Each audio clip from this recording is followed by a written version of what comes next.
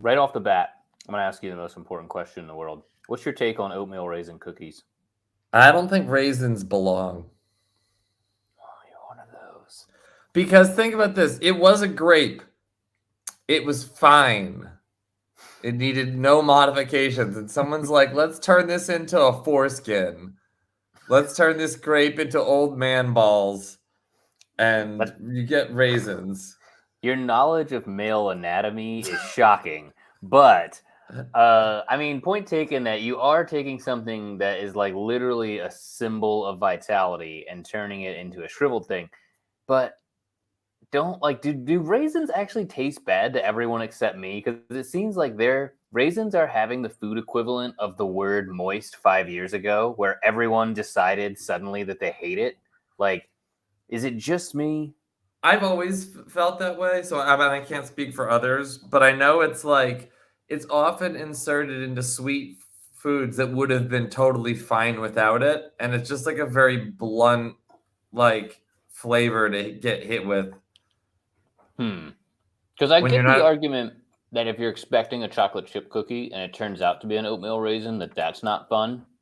But like, I mean, you're not seriously saying that you think an oatmeal cookie would be better than an oatmeal raisin, are you? That's how much I don't like raisins in my. I mean, I don't like raisins at all, but I love grapes. Explain that to me. Hmm. How do you feel about sun-dried tomatoes versus normal tomatoes? Oh, this is not a good thing to bring up. I think we should talk about anything else. Oh man, you're not feeling so well? No, it's just that tomatoes are gross. Tomato sauce is great. Tomatoes are gross. Oh, All right. okay. I was just Uh, asking because I spent a lot of the day baking cookies, and my favorite cookie is the white chocolate oatmeal craisin that Rachel first showed me, and it's amazing. I don't know what to say to you. I mean, that could be partially me. It could be partially the revelations that you've just made. I feel would you like I like feel to? like. Go ahead. Would you like to move on to talk about the Brazilians versus the Croatians? I thought I was going to be able to make that Crow sound. raisins. The crow raisins. Croatians, the Craisins, if you will. They're having the craziest. Craisins versus the Brazil nuts. It's a regular trail mix of World Cup entertainment. That would So be a piss poor trail mix. Go on. we just flew through the quarterfinals, and Jeff, would you say this was And like boy, way are our better? arms tired. Yes, that's where Would you're you? going with that, right? Yeah, yeah. Well, I mean, Sorry, I stole the punchline. oh, you're gonna be way funnier than me today. This is rough. Um, So, would you say it was like better than you possibly thought it could be, like from a purely sporting perspective? I don't mean to have the take of every bad commentator, of which there have been many this World Cup, but this World Cup, like, it really just feels like, just pound for pound, more crazy stuff has happened during this World Cup than you would expect to happen during like On two the or three. pitch, on Oh the pitch. yeah, I mean, probably off the pitch too, to a certain extent, But yeah, on. I mean, I'm just talking about the on the pitch things. This has been an insane World Cup where I mean, we've seen some of the best teams imaginable fall to teams that we'd never heard of. It's and over again, seemingly. It doesn't stop happening. Do you want to start with you want to go in chronological order from how the games were played? Is that the way that you've set up the banners, or do I I think have to so. remember the No, chronological I order? think it is. I'm pretty sure it is. But yes, you I said see at least one problem with your chronology, but it's only slightly off. what did I do? Because I'm looking ahead here, and I know that England and France was after Ooh, Morocco and okay. Portugal. Cool. All right, fixed. Um, All right. I don't. I kind of just want to talk about Morocco Portugal because I have a weird little anecdote. Because my parents are coming next week. We also have friends coming around New Year's, and like you've seen my apartment, we sort of halfway moved in, so we had like a lot of work to do to just get that stuff ready. But then we also had a lot of work to do to like get ready for the holidays themselves. And so I basically yesterday was like, I can't really just sit around and watch all the games today. Like I should try to I'll pick my poisons here, and I'm like I have to see England France. Like that's a must see for me. And so Portugal Morocco, I'm gonna give it a skip. And as I'm running around my house, running through errands, I just start hearing car horns blaring throughout the city of London, and I'm like, oh, I guess Morocco won. And that was exactly right. But it's literally the shots heard round the world over and over again with Morocco. What a story. Do you know that there have been a total of 3 non-European, non-South American World Cup semifinalists ever? Can you name them? This is not a game. This is just a fun little... I know one off the top of my head because we talked about it on the last podcast. That'd be the United States of America. Jeez. You know a second one because you... South Korea. Okay, yeah, but... They snuck into the semifinals. Jeff, you know all 3. You skipped the obvious one.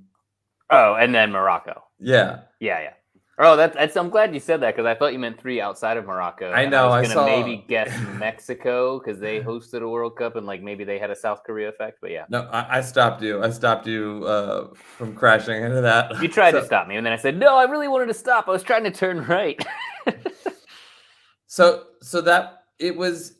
I wouldn't say it was my favorite match of the day. The result was maybe the crazier thing versus an enjoyable match. Yeah. So for me, as someone who didn't watch all of it, I've seen a bunch of the highlights. What was it? Was Ronaldo just crying the entire time, or what was it? Ronaldo subbed on. He started off because the guy who had just scored the hat trick in the previous round, whose name I have already forgotten, probably for the best. But he didn't do much for 60 minutes. No, not João Felix. He scored a hat trick. I can't remember his name. I literally just volunteered that I can't remember. Yeah. But then Morocco just basically played like the underdog countering, and one such counter was highly effective and they scored, but that wasn't, I would say that was the least in-game drama. Like Croatia-Brazil was drama going down to the bitter end of that match, but just the fact that like Croatia was able to sort of use their old man anger to like will themselves back into the match and then last for, it was 120 minutes. Yeah, it was 120 minutes. Well, but they didn't score the equalizer until like the 117th minute or whatever, right? Like, so yeah. At that point they just had to hang on. But like when Neymar scored, it just felt so ordained by the football gods, and the fact that they kind of continued to play, I don't know, probably says a lot about them being a bit of an older team where it's like they've seen some things, they don't care, like. But Luka Modric played like 100 and something minutes, didn't he? Like it was like the players that are playing for them and putting in good performances are really old. They're like at the end of their careers, and there's just something about like, I mean, I want to Croatia. Would we call Croatia I want to lump them in there with Serbia as like a hard survivable people, but I don't actually know anything about Croatia, so I shouldn't do that. I mean, they do have a big. I've seen exactly one World War I documentary recently, so allow me to illuminate. No, they do have a very intertwined history with the Serbian people, and I think like there is I don't know. I think this is true of like a lot of. There's so many people, even in this World Cup, in a relatively modern era where not that many people have been affected by war. This is not 1946. This is not, Vietnam.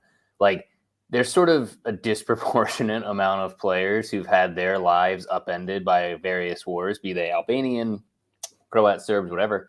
And I do think that, like, if you're a people that have gone through that recently, somehow the pressure's off in these fun sports games that you're playing. You know what I mean? It doesn't quite mean the same thing to the Croatians as it did to the Brazilians who, like, I mean, gosh, such a talented team, Brazil, but you do wonder, like, or at least I wonder, at any point is the pressure on them that is just so heavy? Like, does that just prevent them from winning games? You know what I mean? Like the It's like expectation. it's too big of a deal to them to not be in your own head. Yeah, you know what I mean. It's like they all, as soon as the final whistle goes, they all burst into what looked to me to be pretty like earnest tears, and it's like I think they're holding those back the whole game, which you know what I mean. Like there's a level of emotion that is helpful of like to be up and to be like going and going, but like there must be another level of emotion where it means too much. You know, that's my take. I mean, that's a good point. It's funny that until this World Cup, it felt like what's the opposite of the underdog? The expected team to win in a given, like I feel like The favorite, yeah. Thank you. The They were favorites in were. pole position. I'm not saying upsets never happen, but usually this late in the tournament, the favorites start kicking into high gear, and it's like not cruise control, but they've been here, they've done that. But this time, it's like, you've got Germany home, Brazil home. Where's the rest of the Spain, Netherlands home, Spain home. Yeah. Like, it's kind of rough, man. I had a friend tell me his sort of interesting take on that, and he brought up a FA Cup semifinal from a few years back where, against all odds, Aston Villa beat Liverpool, and this was sort of Gerard's. I don't know why I made him French. Gerard's Liverpool. Stéphane Gerrard. Stéphane Gerrard. Allez, allez. They knocked them off in the semifinal so that they could go on to the final. And, in that game, everyone was rooting for Aston Villa because it's the FA Cup, and you love to see the sort of magic of the cup and the big guys get knocked out and all that. But then sort of unfortunately, predictably, well, unless you're an Arsenal fan, they went on to the final and lost to Arsenal, and it was sort of anticlimactic. Meanwhile, it could have been, I don't know if it would have been the last or one of the very, very last games that Stéphane Gerrard would have worn a Liverpool shirt, was playing in an FA Cup final against Arsenal, which would have been pretty epic. And it's interesting coming from him because this is a guy whose like favorite team is Crew Alexandra, so not exactly like one of the big six. But he was saying like, don't root for the underdogs because you can either have like your little gumdrop today, or you can wait for a full candy smorgasbord in the next round. And it was a little bit like this even going into the quarterfinals, from the round of 16, Morocco knocked off Spain, which prevented us from seeing a Portugal-Spain game that would have been must-see TV. Yeah. But then, I mean, I guess they're making me eat my words because then they showed that they'd belonged in that match because they beat Portugal. So they keep going through, but there is a little part of me, like a little snobby elitist part of me that's like, I kind of wish that it was still Spain in that spot or still Portugal. You know what I mean? Like, as much as I'm kind of rooting for them, at this point, my team's out of it. So I'd like to just see the best teams in the world play. Thanks. You might have very particular opinions on each different nation's play style, and a more effective play style might on a given day trump a more beautiful play style, and then that kind of is it's natural selection for effectiveness, right? Like teams that are more effective, will stay in the tournament, whether or not they're fun for us to watch. And you do forget too, like how different these knockout games feel. And so, you know what I mean? It's been a few years, and it's like that 120 minutes thing is so different, where it's like a lot of grinding down. Like, I mean, the games just feel so different than a Premier League game where everyone's, trying to win it in the first 70. Like, these games feel very plotting. And then if you're a team like Morocco, you're quite happy to take a 0-0 and then go kick some penalties and like see where it lands. So I think like the incentive is a bit weird in the knockout games, where it's like even less so than the group games. It's like you don't really have to go for the win anymore. in a way that's kind of sad and kind of not that fun. Oh, speaking of, how crazy have all of the penalty kicks been this World Cup? It feels like people are missing a lot of penalty kicks in game and in shootouts. This is a meme that I think I sent to you, and I probably should have sent to the Twitter. So at tweet the Soccers, I'll send it later. But it said something about like England going out on penalties when there wasn't even penalties. Like the commitment to the bit is just outstanding, gentlemen. And yeah, there's some truth to that, but it's all over the map with them, and it's not close. I mean, there's been multiple instances of watching the penalties, and it's squads that aren't scoring. Spain didn't score a single penalty? Is that right? Or am I making that up? I don't think they did. Well, didn't it not go that far? Wasn't it only like?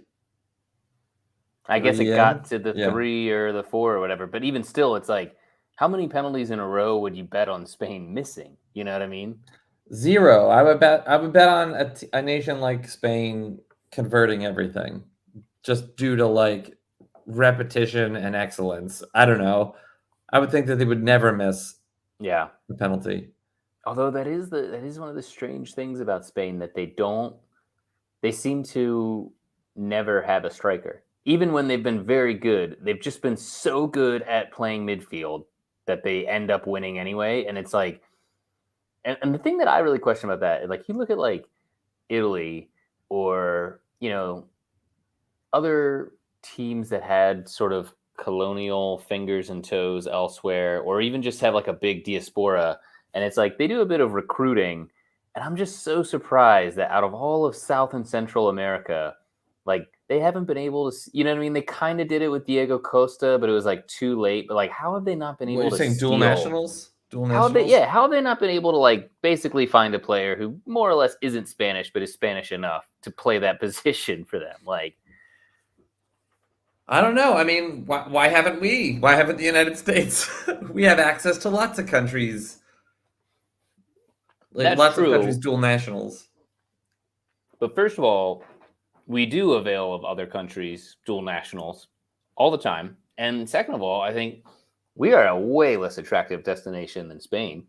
I mean, to get to play in front of those midfields with those wingers, like your job would be pretty easy. Like, I mean, it goes back to that thing. I guess this is becoming like a trope in my head, so therefore it's a trope in the show. But like the Olivier Giroud test of like, if you just had a sort of 16 goals a season Olivier Giroud type striker, how good would you be? And Spain would be fantastic.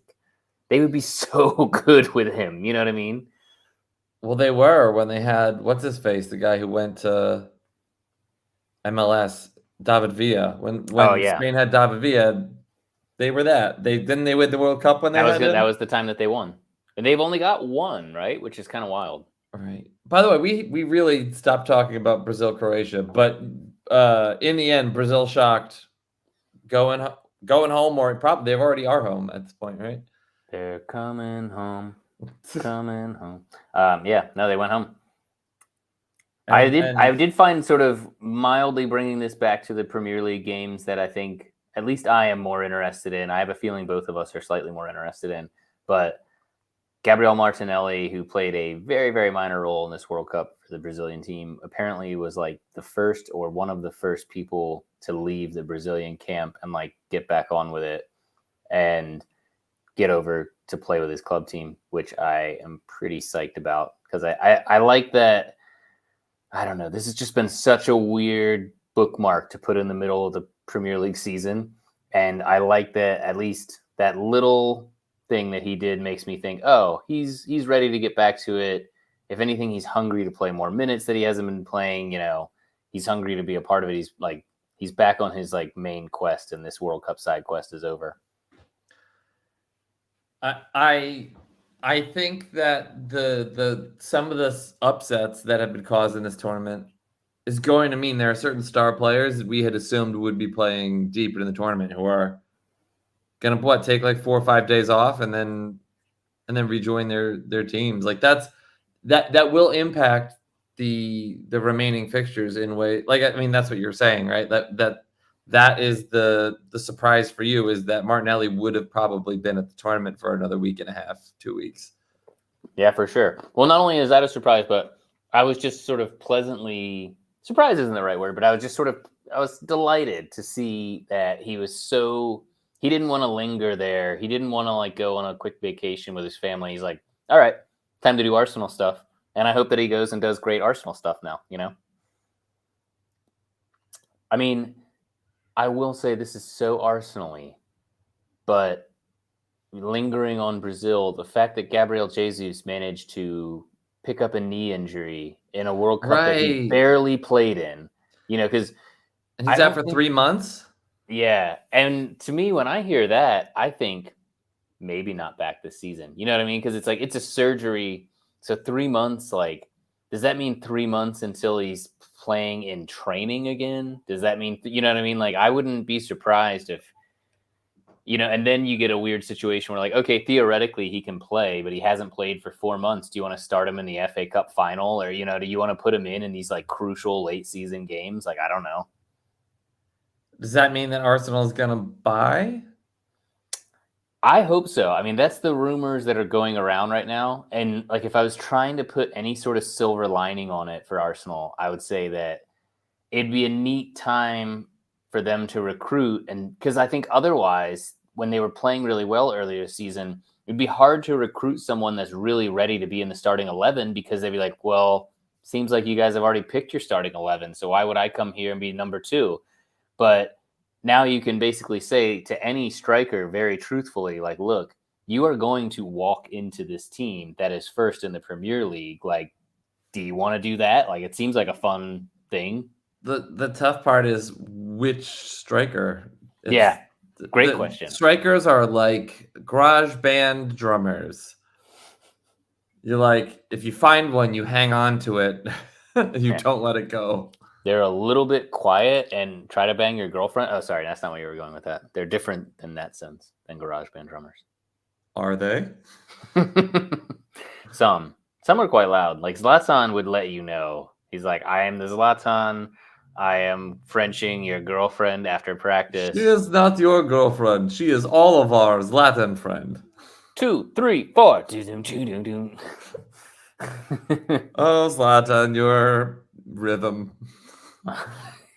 Do you think he would be a decent drummer, Zlatan? He's got, to me, he's too much limbs. I think you need like compact little limbs to be a good drummer. Like, I don't think he'd be humble enough to ask for advice on how to be a good drummer. I mean, he would just assume he could be great at it, and then that's why he would fail. Do you think he just assumed he was great at soccer, and then he just happened to be? Zlatan was born to play. The voice I'm using is not how Zlatan talks.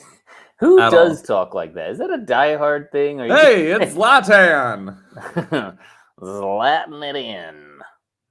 We could just do like revisionist history voices for people. It's like, no, Zlatan does sound like, hey, it's me, Zlatan.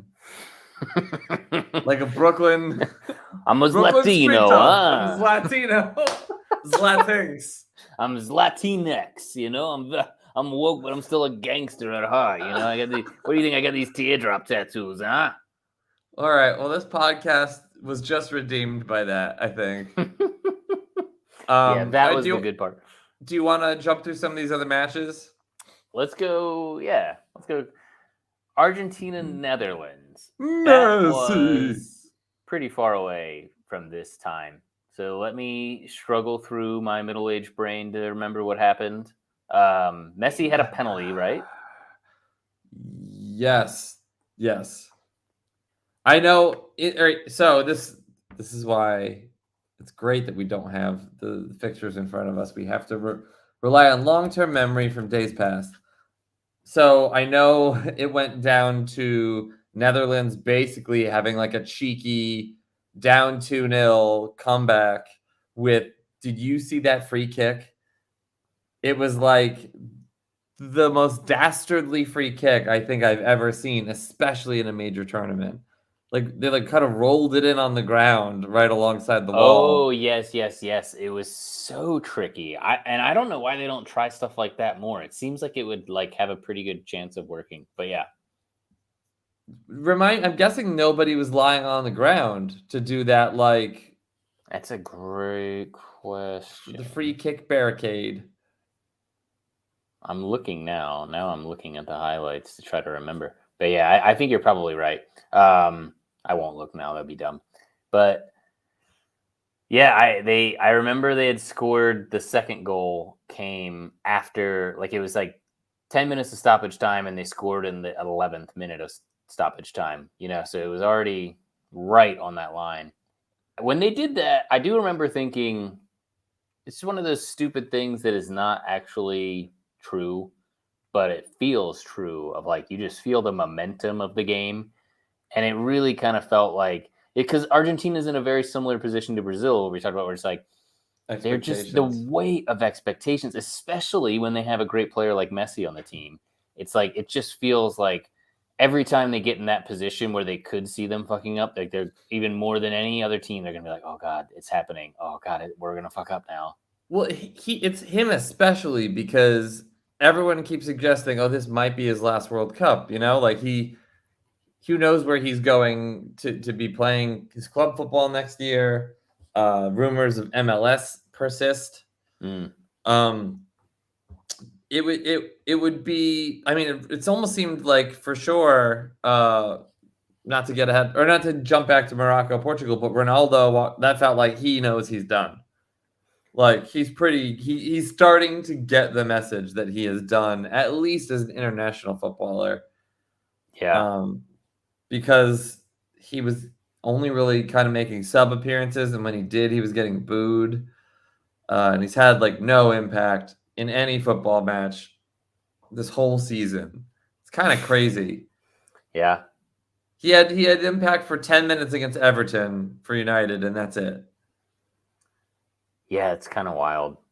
I mean, even Messi, like I remember watching that Netherlands game, it's like he's still so magical at times when he's on the ball, but like he just looks kind of old and slow. You know what I mean? Like they're just not.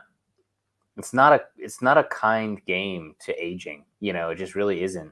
That's a good point, Jeff. That was very wise of you, Jeff. Hot take that getting old isn't good for Especially for a football. game that relies on sprinting for 90 minutes. He's so good though that I kind of feel like he could invent a way to like what I mean if you had the right tactics around him where he could sort of hang out with not a whole lot of responsibility. I think he could dazzle still. He's just so good, but he But it's he it's is harder and small and harder. slow and weak and It's old. hard. It gets harder and harder the closer you get to the top to like play any tactics that have a passenger. Like that's kind of why Ronaldo didn't start all those matches because he's just not doing the work that you need to do, or Yeah. you're not winning the ball back nearly as much. Like you're stymieing your team's attack by not being what's the word? Not by not taking the initiative with that. Yeah. And he bitched about it at United and he bitched about it at Portugal. I mean, and there's something to that in the sense. I feel like that's actually a sort of relatively recent change because I think, like, even 10 years ago, there were just so many players that did that. You know what I mean? Like, Ozil did that.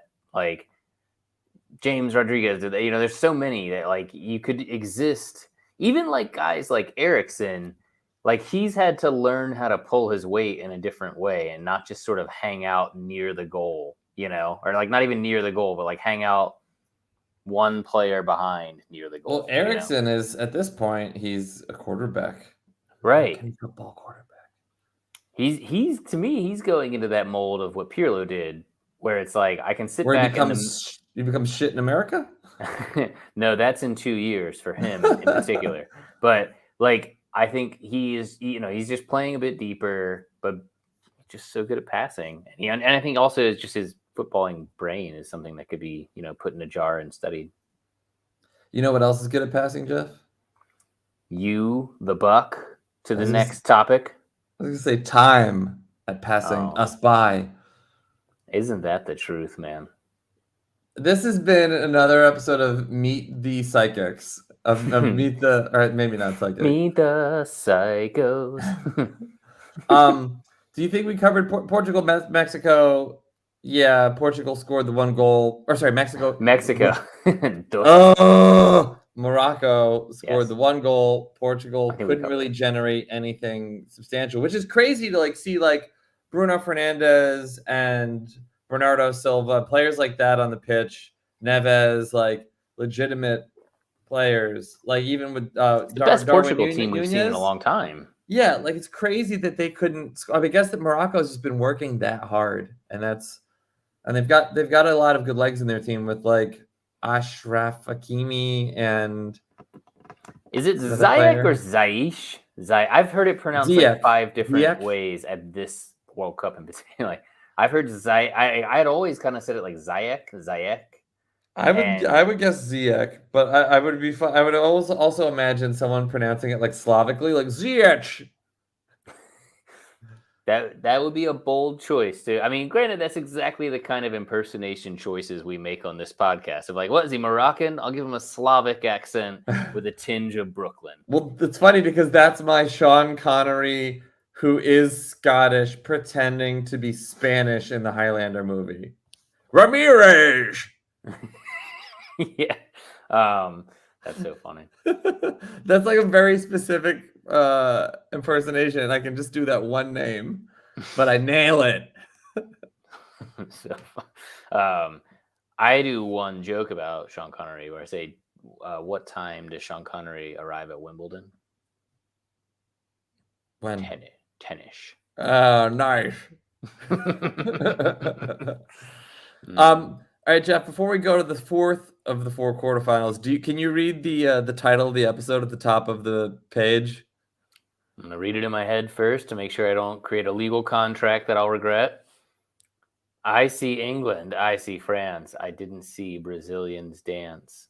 To be fair, I actually saw a ton of Brazilians dance in that game when they were 4 minutes away from winning it, or so they thought. Well, I didn't see that. A lot of dancing then. That'd be great. You know what? Like if you're gonna do the dancing thing, if you're gonna like triumphantly dance when you win, I think you have to commit to it. And then I think you have to do like a sort of sad interpretive dance when you lose, where like shoegazing. Yeah, or yeah, you could do that one, kind of like the South Park goth kids. You could do. I'm not in love. Yeah, just like a mosh pit of tears would be fine, but don't just not dance now. Like you're Monday, the one that wanted I to dance. beat Portugal. Tuesday I beat someone else. All right, England versus France. I would say, in my opinion, this was what I thought was the closest game on paper in terms of like either team could win. Yeah. Netherlands, I feel like if they were not the Netherlands, if they were some other country that just had a sort of middling football resume, you'd be like, yeah, whatever. Like they're like a good team. They're not a pushover by any means. They beat the United States of America, which we'll get to in a little bit. But like they're not. It's not Cruyff days, right? Whereas I don't know, like I thought for once England was maybe as good as the English press had hyped them up to be, and I mean they really should have tied it up, and then it should have gone to pens. And I mean, and as much as it's crazy to say, like in a game where they were given 2 pens by the referee. And granted, I'm watching this on a BBC feed, so maybe I'm just sucking in some of the bias. I thought they were like a bit hard done by that referee. Like there was a very obvious free kick, maybe penalty in the first part where the guy just sticks his foot kind of as if it was a stick in someone else's bicycle wheel in between Harry Kane's leg, and he fell down. And it's like, that's always a foul. You know what I mean? Like you can decide whether it's inside or outside of the box, but like, right. So I don't know. I felt like there were a few moments in there. I thought, as always, Saka is just a guy where they love to just hack him to pieces. And then if you're an Arsenal fan who doesn't even particularly like England, like me, you just sit there and like, I don't know, like chew your fingernails. But I felt like it was not a I don't know. I think there were a lot of calls that went against him that shouldn't have, probably. How many XG is the missed Harry Kane penalty kick? Because I just think you can't expect to win the World Cup and punt away golden opportunities like that. Yeah. It wasn't, to be fair to him, it wasn't even that far off. You know what I mean? Like, it was a foot over the bar, but it's just, But who he that's is, another one. he's supposed to hit that. Yeah. And he does usually, it's like he's a very good record with it. It's really a shame. I don't know. I mean, another thing that they brought up, because there was such a long VAR sort of break before they decided, like, oh, you're not allowed to just run up and knock people over from behind, which is what happened.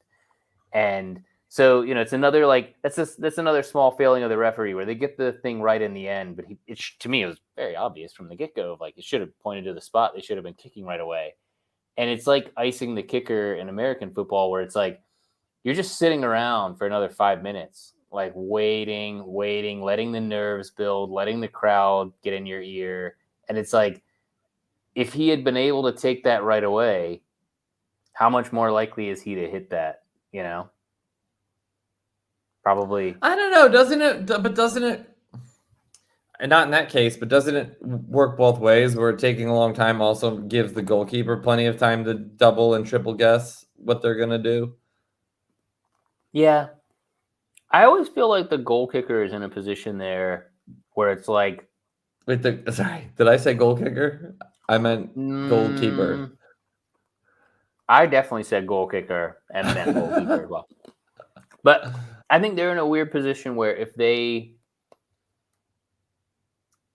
save it, it's such a, like, weird bonus.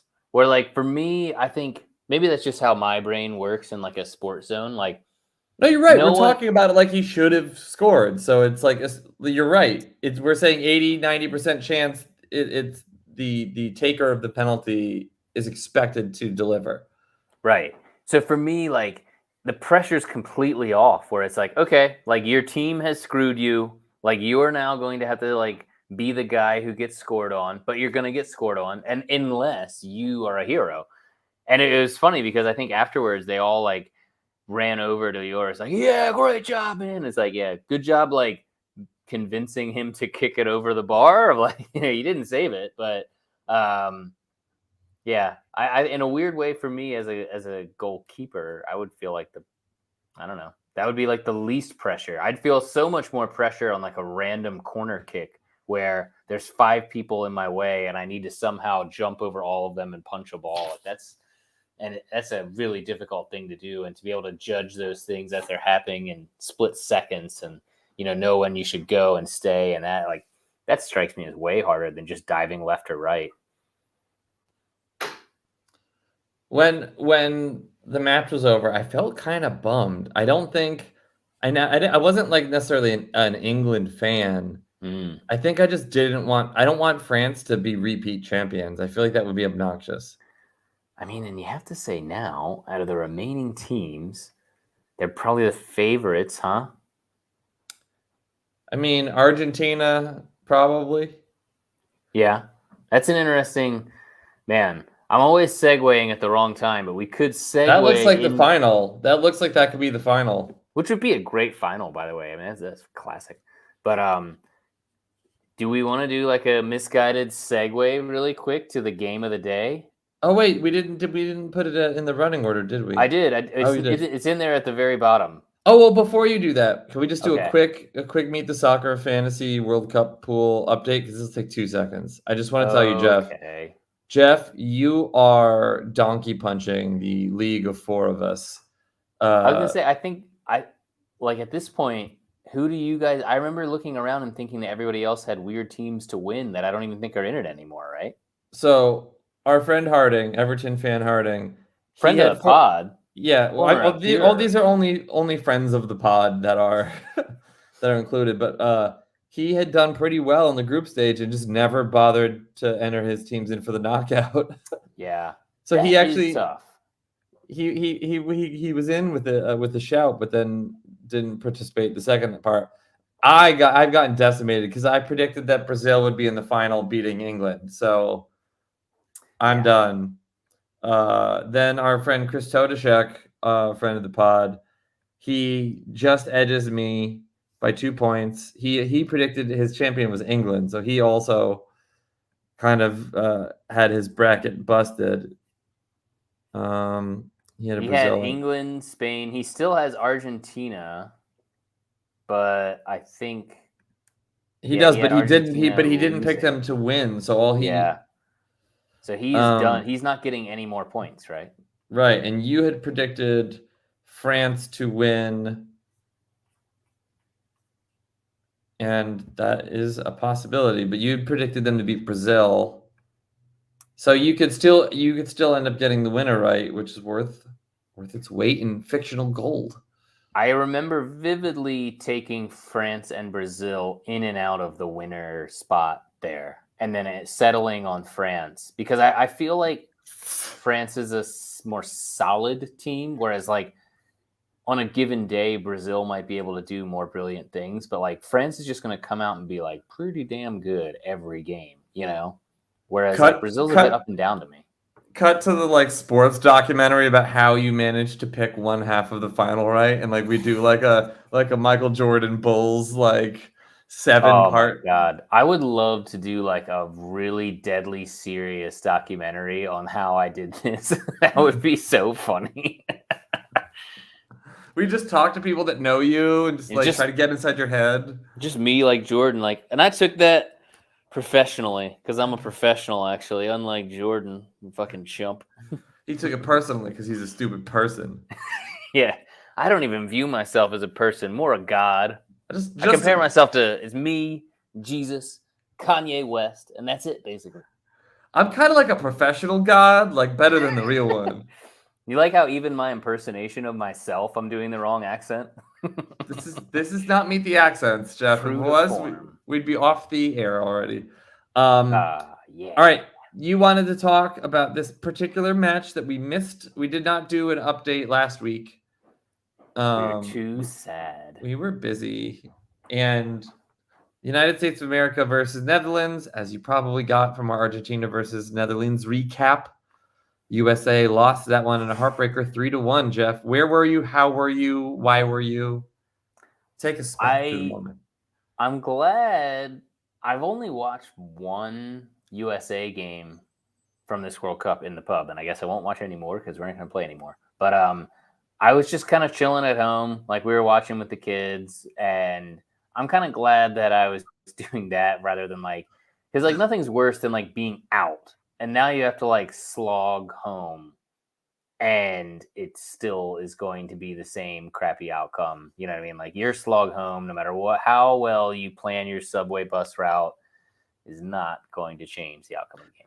So are you suggesting that the only reason to go to a pub to watch sports is to be sure you're going to win and make sure that you win?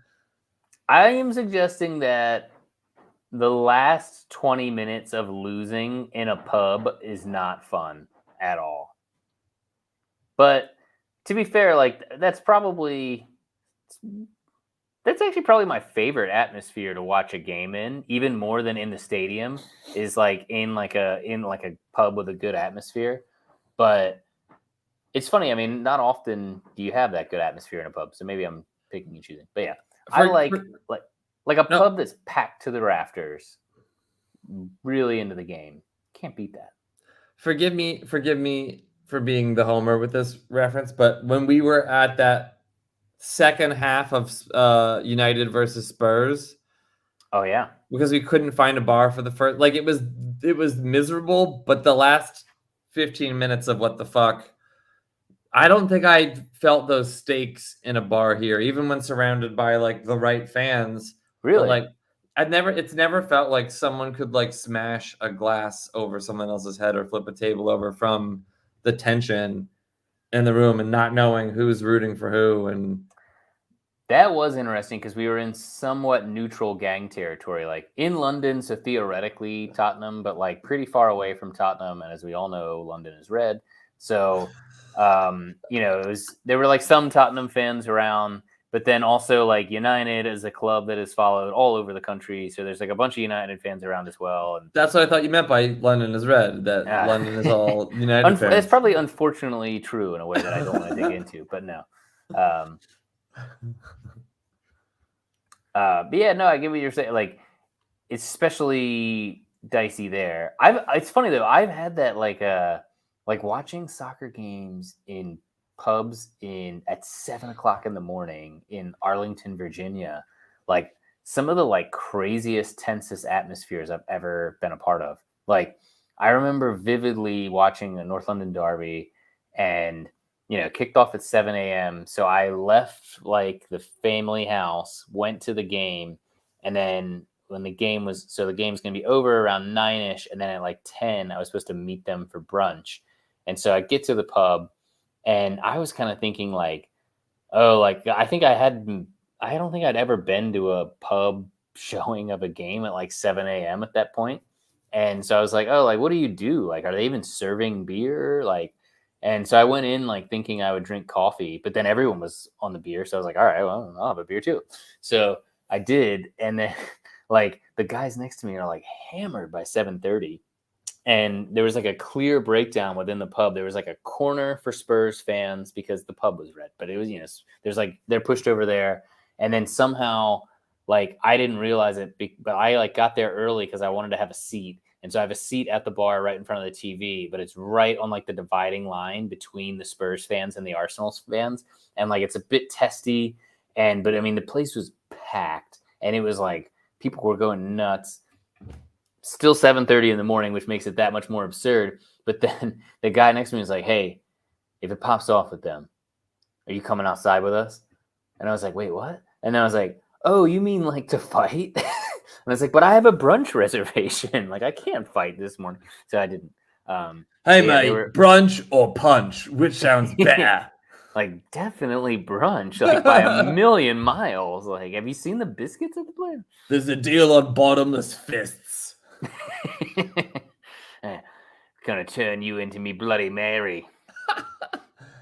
Okay, you update on my life. Rachel used the word bloody in a sentence unironically recently, so that's how British we're becoming. Jeff, that tampon is bloody. No, not in that way at all.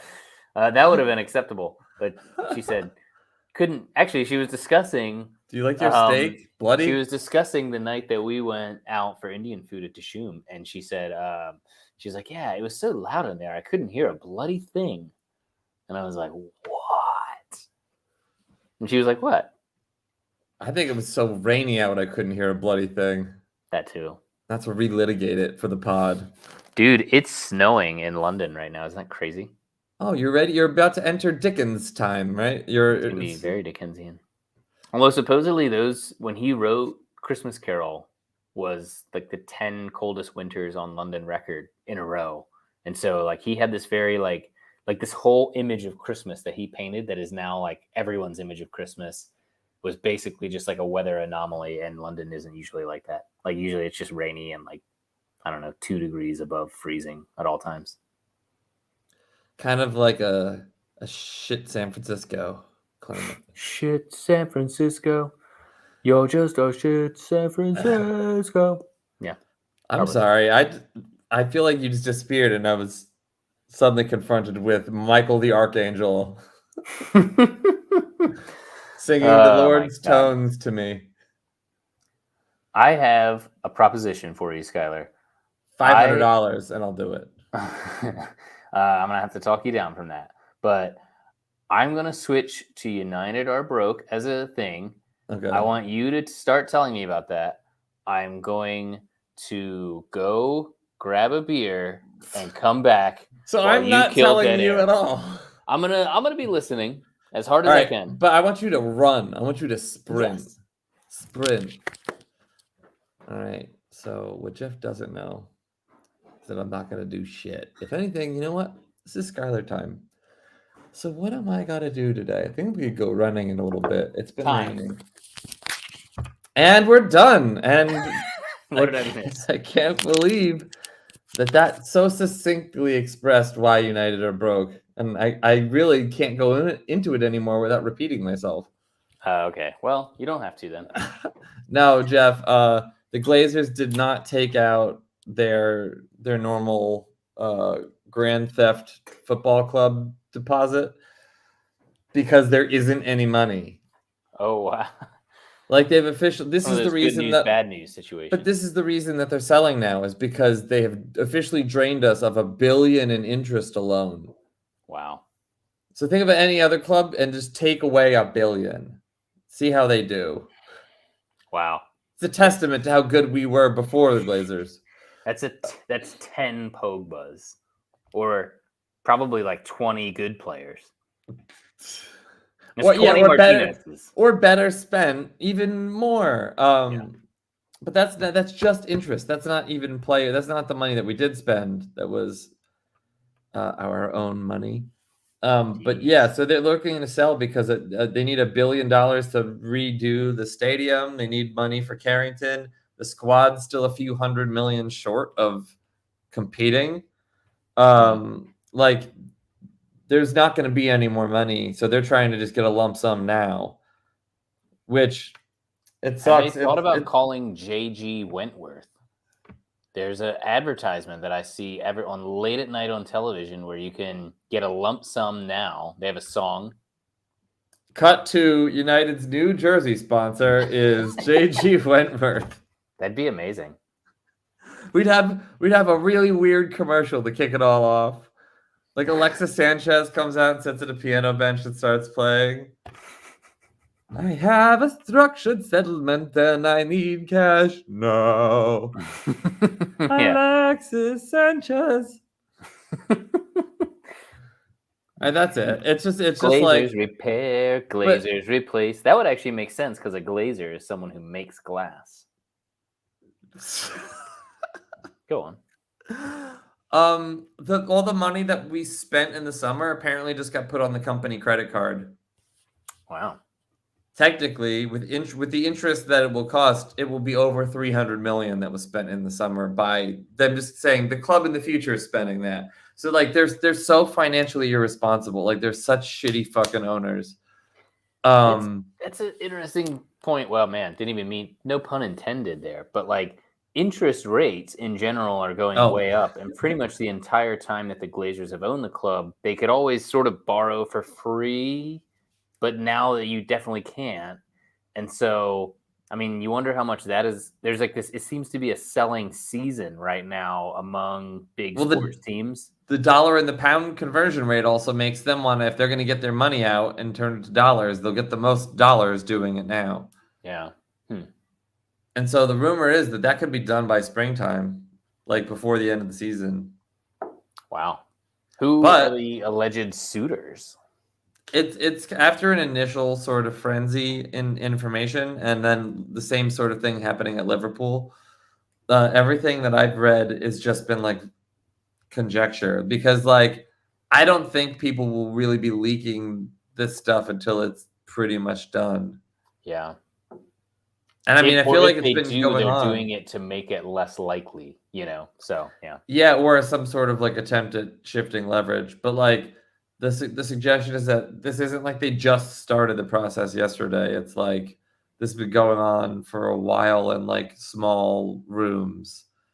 You know what I mean? Like it's like they've probably been talking with people about what they think they could get, and like the wheels started turning probably like over the summer.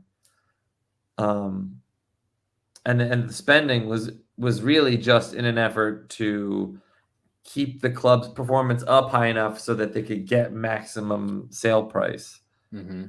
Like if the club is in total free fall, no one's going to want to pay top dollar for it. But it sounds like we might not be buying anyone in the winter to replace departed Ronaldo. So we like have no strikers other than Martial. So that's it. So we're broke. And club stuff was, I didn't know whatever Arsenal stuff is going on. Rashford did have that sort of desperate free kick there at the end. They had that, I think it was like the very last touch on the ball, maybe. Do you remember that from the England game where they were like just outside the 18-yard box? And he almost scored, a perfect spot. It was pretty close, but yeah, it just didn't quite break their way. I can't believe he didn't get more game time. And I know you'll say, well, Saka, blah, blah, blah. But like wasn't Rashford like co-leading scorer for the team with limited minutes? I don't know. He had That's a good 3 question. goals and he had 3 goals in the tournament and he started once and like subbed 3 times or Yeah. subbed twice and didn't appear once at all. What could have Sorry, been? with a topic like club stuff, I can just dominate Club it. stuff. You can just club these baby seals of topics to death. Was there any Arsenal thing you want to talk about before we played Schuyler Las Vegas, whatever the hell that is? There was it's interesting. There was no information about these personal reasons that Ben White got sent home from the World Cup. And then now there's been a pretty much completely unsubstantiated story that's come out in a tabloid and said it was because he just wasn't getting along with his teammates, which I find Like they were very hard mean to to him? believe. No, well, I don't know. Or like maybe he was like I think the article was sort of saying more like he was like the turd in the punch bowl, but I What does that just mean? find He that was being a dick? Like he was yeah, dismissed like he for was being just a like he dick? was the one guy that was like a problem. But I just find that so hard to believe because he is so the opposite of that in every, moment of his life that I've known him for. So I 'Cause I he's don't your know. best I friend. think I find that and someone said like, "Oh, this is pretty on cue of the English press just deciding, to shit on the English team in the middle of the knockout stages." But I think that has come up, and I hope that that's not the case. I mean, Jesus out is a problem. I think, I don't know. It'll be really interesting to see what this Arsenal team is like when they come back. So, day after Christmas, we'll find out against West Ham. Hopefully, hat trick for Nketiah.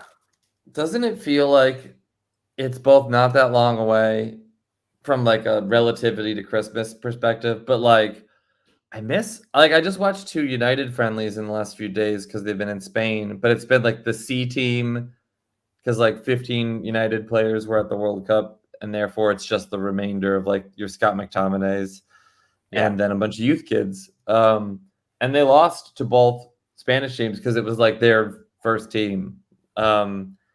And watching that made me miss watching the complete team, but I didn't miss watching like that was kind of painful to watch like just the shittiest version of us get beaten by like a okay first team. Yeah.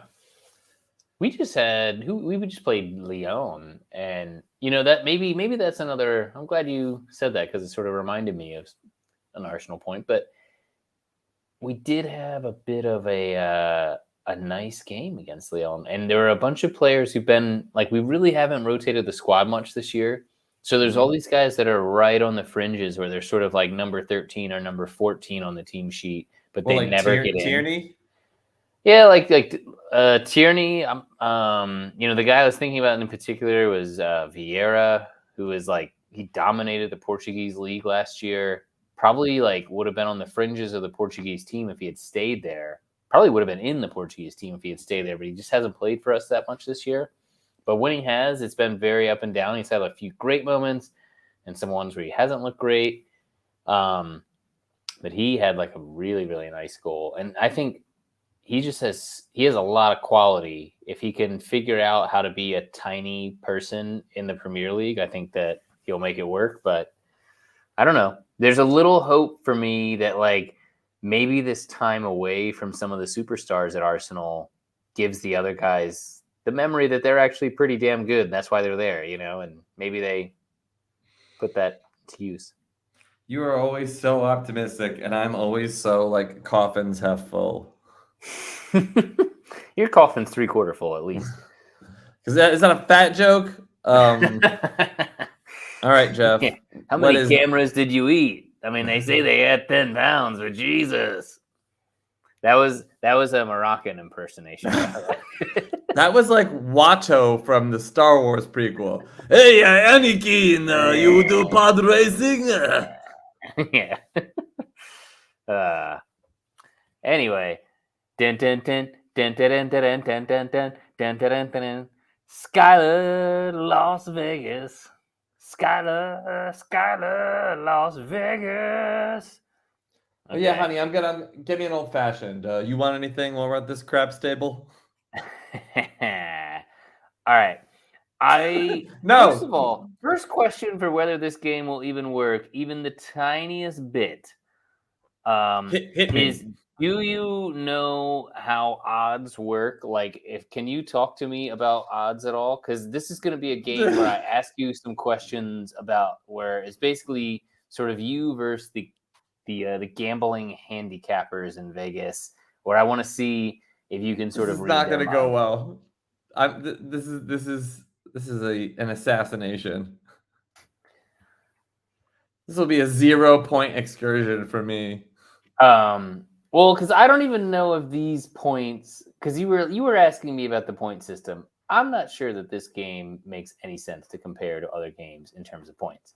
But do you like know generally even how odds work? Because you don't strike me as a sports gambler. Although You you and saw I me have gamble for recently the gambled on sports, you saw me but that was gamble your for the first time first ever. time. Yeah. Oh wow, okay. Not that I gamble on. I mean, gambling on sports is a terrible idea.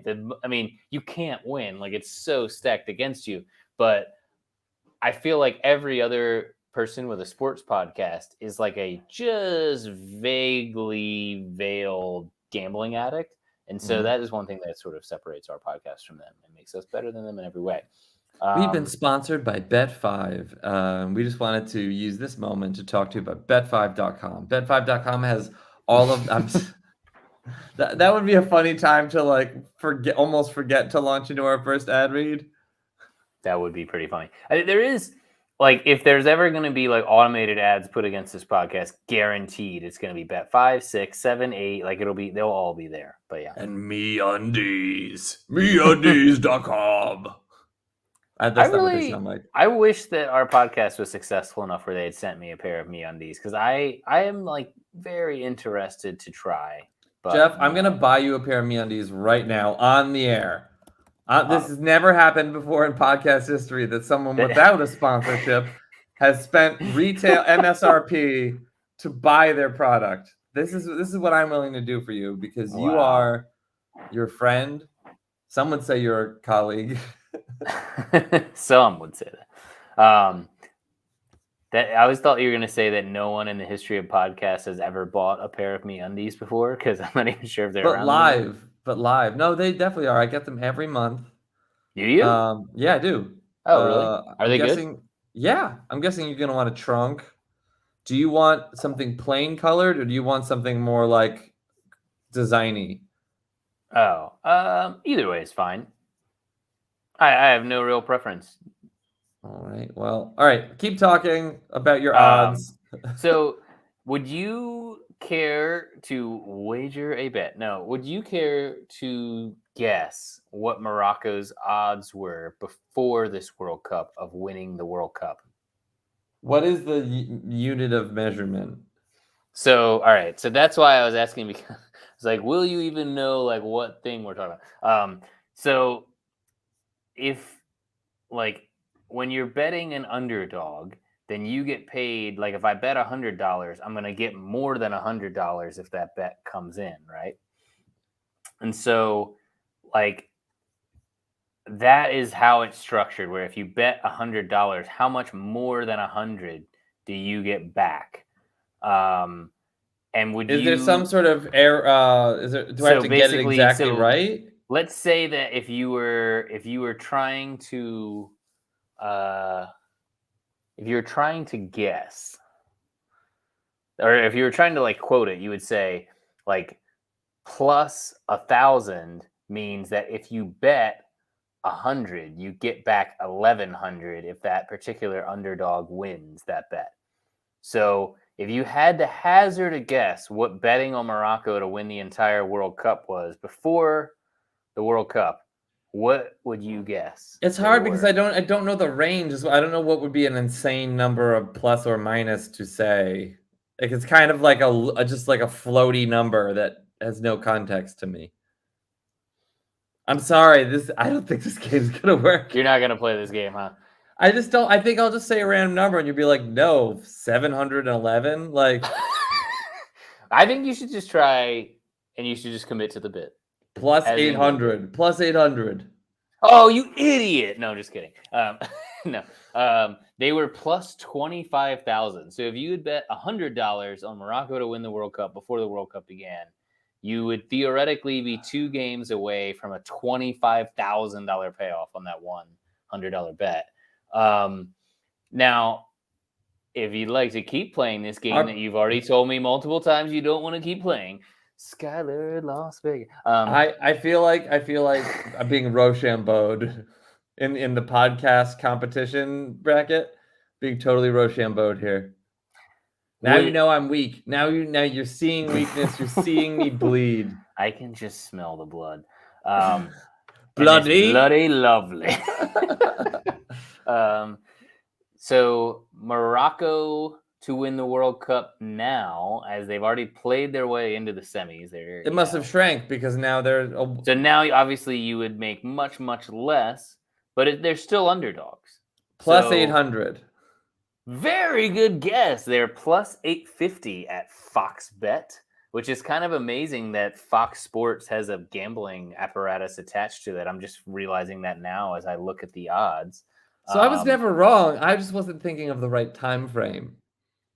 Oh, is that it? Because I described the right time frame for like 5 minutes. That's weird. That you know what? I wasn't in the right headspace. Like I just needed to like center my be smarter focus. And like yeah. That makes sense. I just needed to have done research. All right. So with that same thing in mind, I won't do the same thing for. Well, actually, that'd be interesting to hear about from the beginning. I'll have to keep Googling this. What would you say Croatia's odds are right now? Plus 200. That's kind of close to what I would have guessed, honestly. But according to this. Oh, wait. No, I should double check because these odds are not. Oh, they're not updated. Me undies. We would. I just saw some odds, but I think they were a couple days stale, so I don't want to give you the wrong number. By the time you're done saying it, they'll be evens. I don't know. That felt like an old-timey joke to go with. Yeah, no, it was a pretty good joke, but I was just just busy Googling things, so I didn't want to have a conversation with you because why would I do that? This is the Croatia podcast we have done. It is sleepy. Croatia. Wait, what did you say? 200. I said plus 200. Plus 200. Oh yeah, these are being quoted differently. They would be plus 700 by this because they're 7-1 odds according to. So they're only slightly more likely to win than Morocco. That's where they're putting them. That's where they put them, and I think that is fucking bullshit. I think Croatia is a much better team than Morocco on paper. I mean, granted, it's a battle of which country is angriest is going to win. Right.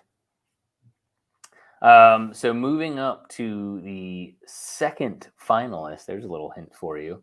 What would you say the odds are for Argentina to win at this late stage of the tournament? So far, I'll give you one right. So that would be 2.5 points in this crazy system. Because you were pretty damn close for Morocco. I hate this so much. It feels pointless for me to guess. Your internet is really your internet is Picassoing your face to me. I have seen that for you as well for me, and I wonder if it's my internet or what. It's probably my internet, but you never know. I am rubber, you are glue, whatever you say. Could be the ghost of Zencaster's past come to visit us around the holidays. Oh my god. Maybe it's just a sign that we've gone an hour and 10 minutes. Maybe it's a sign that this is just like the United States' performance in the World Cup, good enough for our limited audience. Just do these last two guesses and pretend like we're doing a good job, Schuyler. Plus 200. Pretty close. I'll give you another one. It's plus 163 according to my calculations here. That's basically me nailing it. Just to get it in the ballpark So you're up to 5. So now you could surpass with another 2.5 points right now by guessing the odds on France, Schuyler. This is gambling. This is why I don't like gambling. You it's like, could surpass your you. 7-point high score. You could get up to 7.5 points. Which asterisk was not given to me in a 10-point game. It was given to me in a less than that. So the record will stand, Jeff, that I was